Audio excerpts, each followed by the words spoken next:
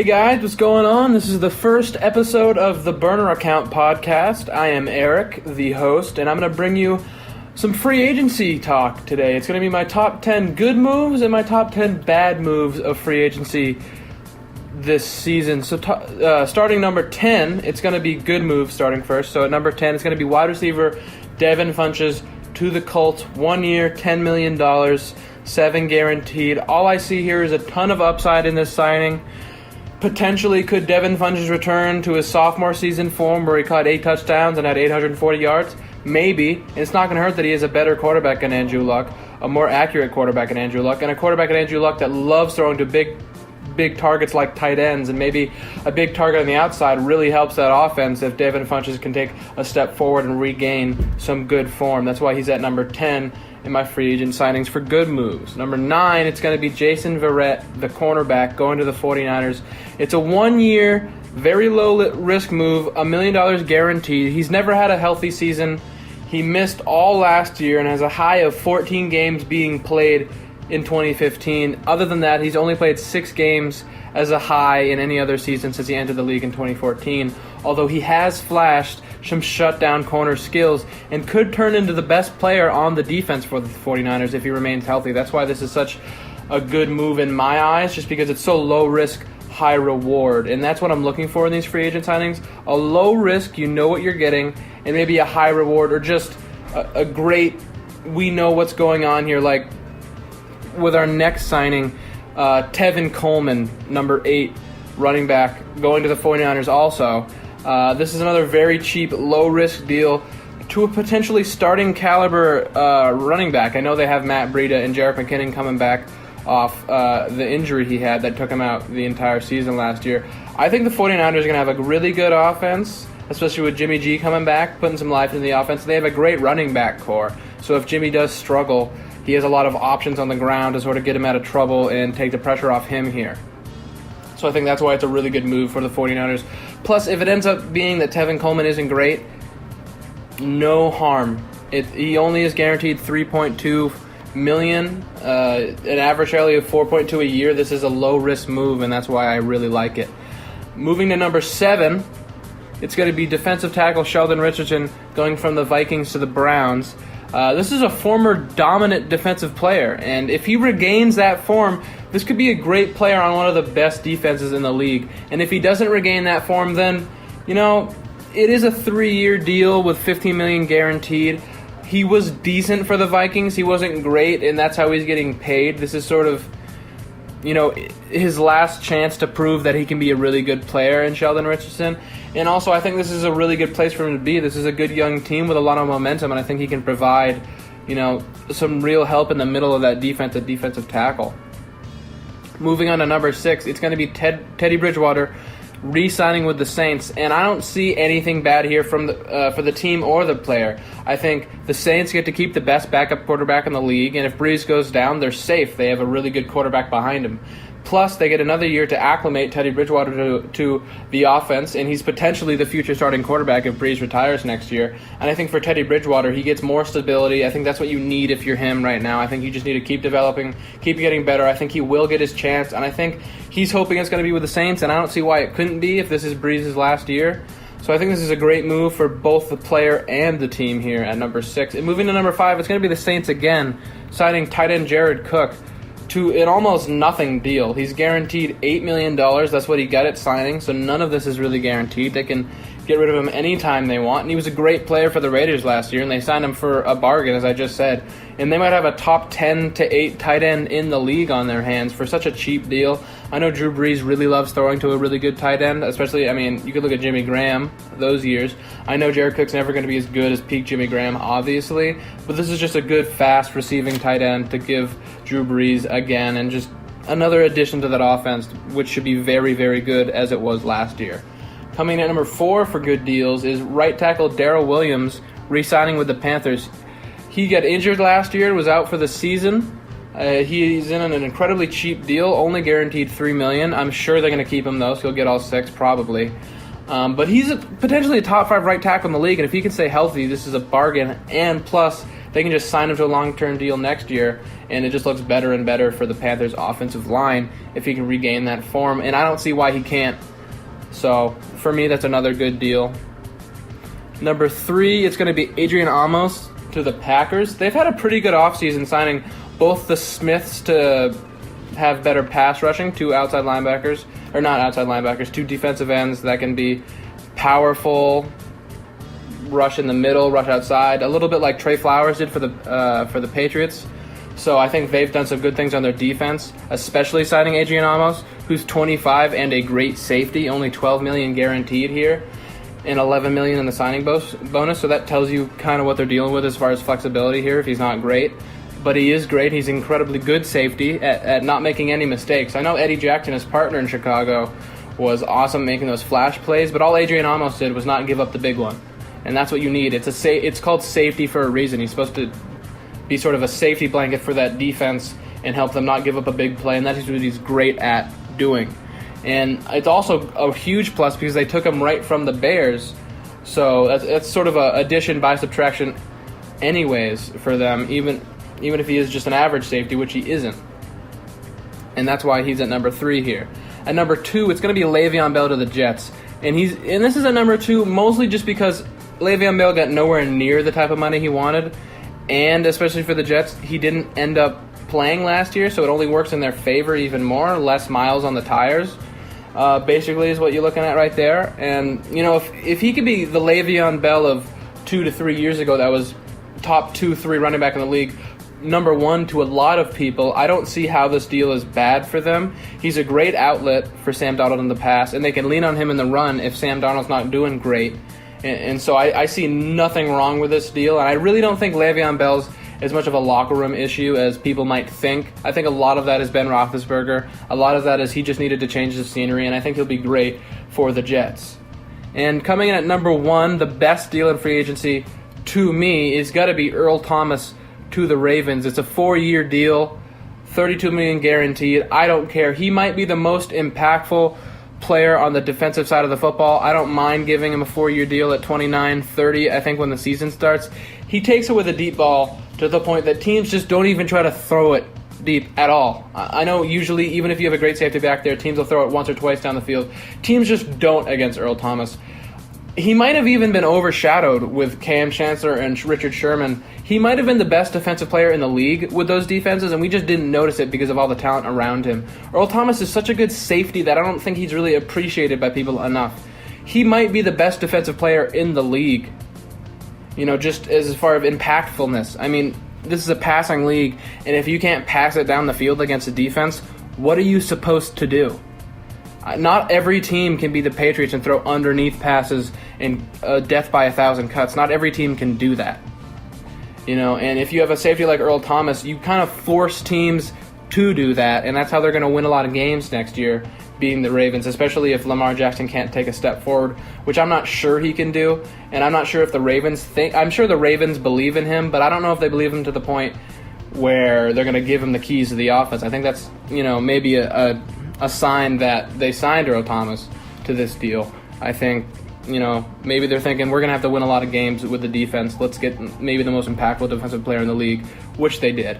So that's all my good moves. Just to recap, at 10, it was Devin Funchess going to the Colts. At 9, it was Jason Verrett going to the 49ers. At 8, it was Tevin Coleman to the 49ers. At 7, it was Sheldon Richardson to the Browns. At 6, it was Teddy Bridgewater to the Saints. At 5, it was Jared Cook to the Saints. At 4, Darrell Williams to the Panthers. 3, Adrian Amos going to the Packers.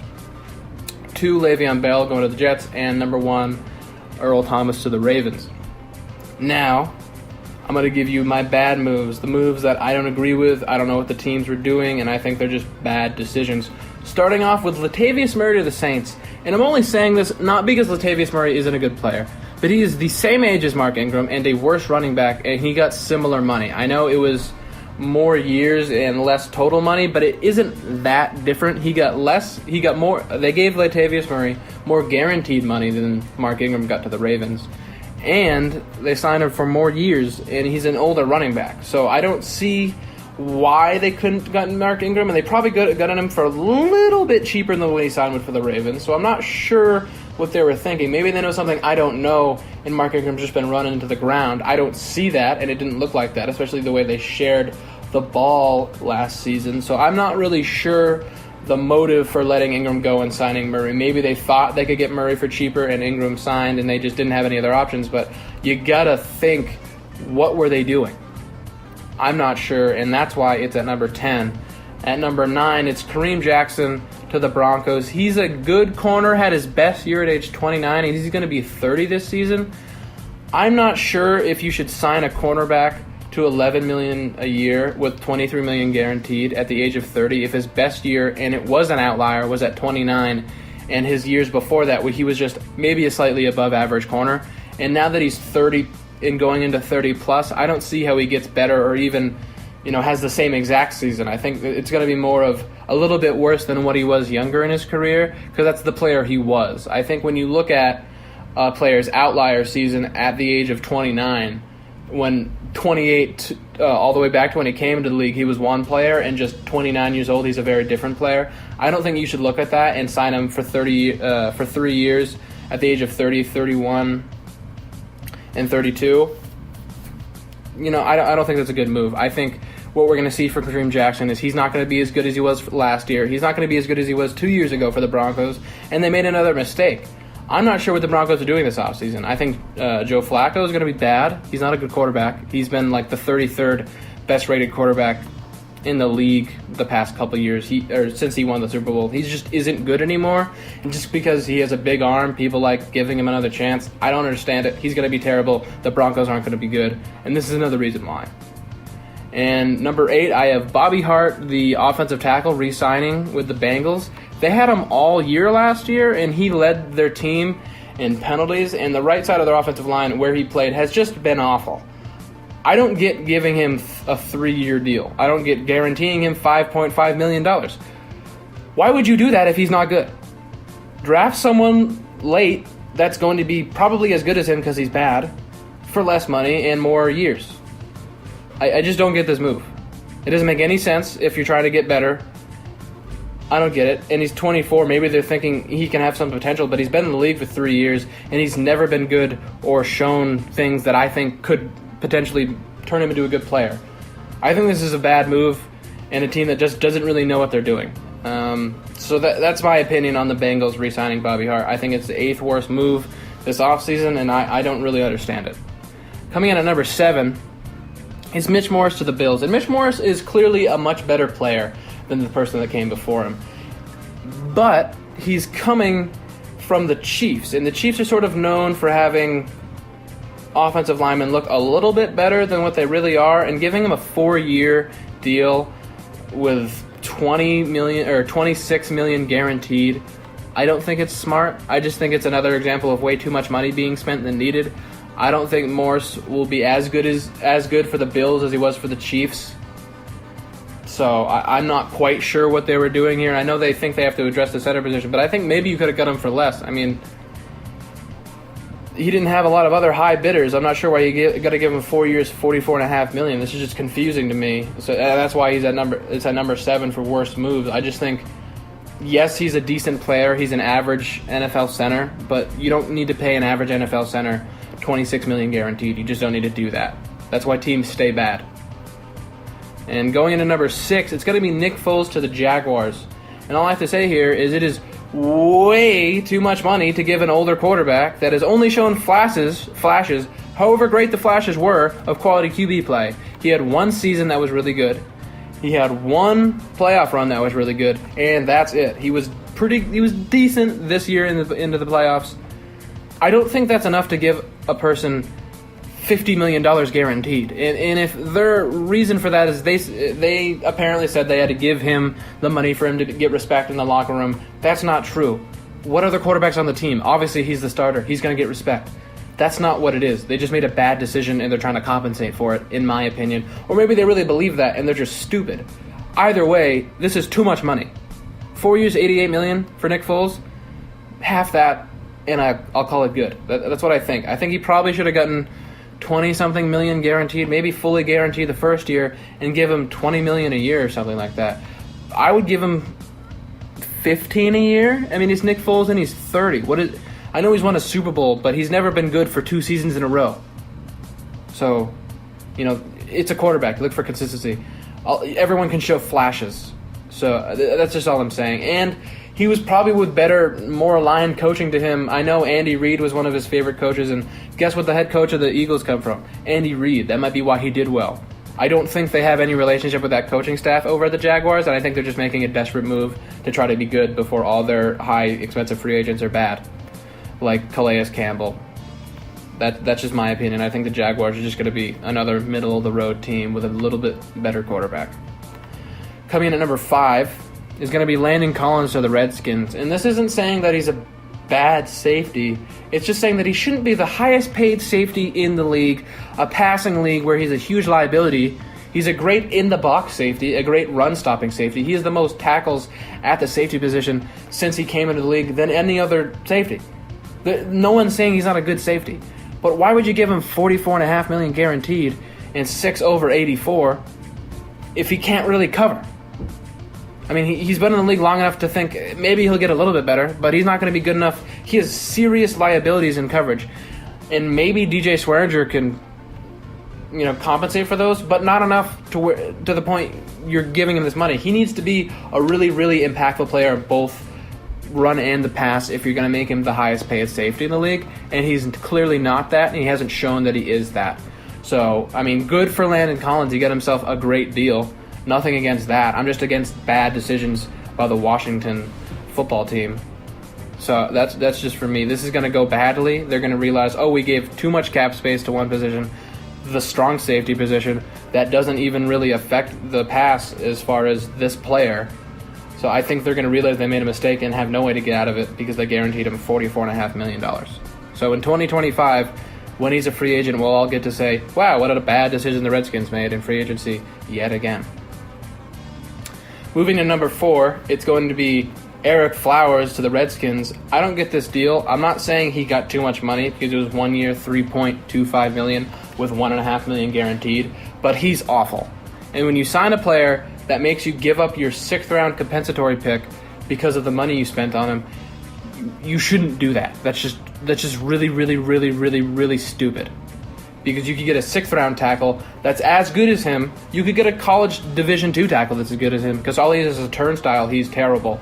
Obviously, I'm exaggerating, but I mean, I don't think it's exaggerating that you could find a 6th round offensive tackle that could possibly be better, or at least have better upside and be exactly the same as Erik Flowers, and he'd have more years of control and probably have to pay him less money. This is just a bad move all around. What are the Redskins doing? I have no idea what they're doing. Someone else should be in charge there, is all I have to say. This is a bad decision. And at number 3, another bad decision, is wide receiver Golden Tate at 30 years old going to the Giants, a supposedly rebuilding team. Just a super confusing move for the Giants. Why would you trade Odell after front-loading his contract so that one of the most expensive years, I think the most expensive year, was the year that they just paid him, and then trade him, say you're rebuilding, and then pay a 30-year-old receiver that is best in the slot, a position you have already accounted for in Sterling Shepard, a pretty good slot receiver. I don't understand this. Are you trying to win now and also build for the future? Because you can't do that. It's like trying to fight a war on 2 fronts. It doesn't work, okay? You need to choose what you're doing and stick with it. I don't get it from the Giants here. I don't get a lot of these moves, but this is one of the most confusing. He's 30 years old. The best years are behind him, and he's a slot receiver, a position you already addressed. I know Eli Manning can only throw it 25 yards down the field, and maybe you think we're just going to slot him to death, but he can't even really throw it underneath that great anymore. He hasn't been good his whole career. I think he's been an average quarterback that struck lightning twice and won 2 Super Bowls. He was great in the playoffs those years, was average in the regular season and in the playoffs the rest of his years. And now that he's out of his prime, he's been really bad at all times. I have yet in the past couple years to see a really good Eli Manning game. I don't know where it is. I don't know why they're still giving him $25+ million this year. That doesn't make any sense. And it doesn't make any sense giving him a 30-year-old wide receiver and paying him a lot of money, $22.9 million guaranteed, with a 4-year contract for a rebuilding team. Nothing the Giants doing are making sense. And I just got to move on. I got to move on from the Giants. Coming in at number 2, it's going to be Trent Brown to the Raiders. this isn't to say Trent Brown isn't a good player. This is similar to Landon Collins. You just gave him way too much money, especially if you know he's coming from the Patriots, who tend to make offensive linemen look really good. Just look at Nate Solder. He didn't even look, although he didn't even look to the point of being the best left tackle, where Trent Brown, I don't know, maybe he could be a top 5 left tackle in the league. But without Scarnecchia training him, the offensive lineman coach of the Patriots, he's the best in the league by far. Just so good. It's one of the reasons the Patriots have been great for so many years as the offensive line coach, and he's leaving him, so you got to think he's going to get a little bit worse. And the Raiders are known for having probably the worst offensive line coach in the league, so you got to think he's going to take a step back. If not, just every player would if they have worse coaching. And to make him the highest paid offensive lineman in the league doesn't make any sense. You should make him a top 10 highest paid offensive lineman in the league because he's a left tackle in free agency and he's pretty good. But I don't think you should make him the highest paid left tackle in the league and the highest paid offensive lineman in the league. That doesn't make any sense to me. And that's why I'm not sure what the Raiders are doing either, because I think John Gruden just can't resist signing a player he likes, and he'll just throw any money he wants at him. And I think that's why the Raiders aren't going to be great in the coming years. I think this is just going to be a trend where he gives good players way too much money. And I think this is the first step of it, and it's just going to continue. And that was a terrible signing. Not because he wasn't good, but because they gave him too much money. And going to the worst deal of all of free agency, and this one kind of underrated. I didn't know it happened for a little while. It's going to be Jawan James going from the Dolphins to the Broncos. He's a right tackle. They made him the highest paid right tackle in the league. He's been very average for the Dolphins, if not at sometimes a little below average. I don't understand this move. I don't understand a lot of these moves. And it's also, it's not just that you're paying a good player, great player money. It's that you're paying an average player fantastic player money. This doesn't make any sense at all. I know he's only 26 and can maybe get better, but he won't, because he hasn't the past 4 years for the Dolphins, and I've seen him twice a year for the past 4 years, and he's never really impressed me. And I've seen him other than that in just random Dolphin games that I've been forced to watch because I live on the East Coast, and he's never really been good at all ever. He's never stood out. He's never shut down a great defensive lineman. And with the top linemen just going to whatever side they want, defensive linemen going to whatever side they want, you see Khalil Mack and Von Miller rushing against the right tackles more and more. They just target the worst linemen. And I don't know why they wouldn't target Jawan James, because he's not great. And to pay him that much money just doesn't make any sense. Plain and simple. I think this podcast has been an example of why a lot of people shouldn't be making decisions that they are in the league and in general. So that's going to be it for my free agency discussion pod. Just to recap the top 10 worst moves in free agency.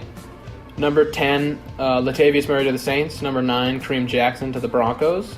Number 8, Bobby Hart to the Bengals. Number 7, Mitch Morris to the Bills. Number 6, Nick Foles to the Jaguars. Number 5, Landon Collins to the Redskins. Number 4, Eric Flowers to the Redskins. Number 3, Golden Tate to the Giants. Number 2, Trent Brown to the Raiders.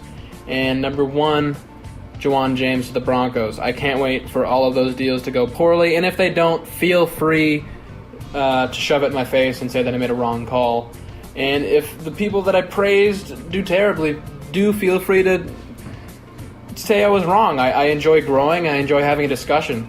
So please reach out to me in the comment section. Please tell me what you think of these, of my list, what you would have ranked. And you know what? Give me your top 10 free agent signings. You don't have to do bad ones or good ones. You just choose one, and let's start a conversation. So this has been the inaugural episode of the Burner Account Podcast. This is Erik signing off. Please join me again.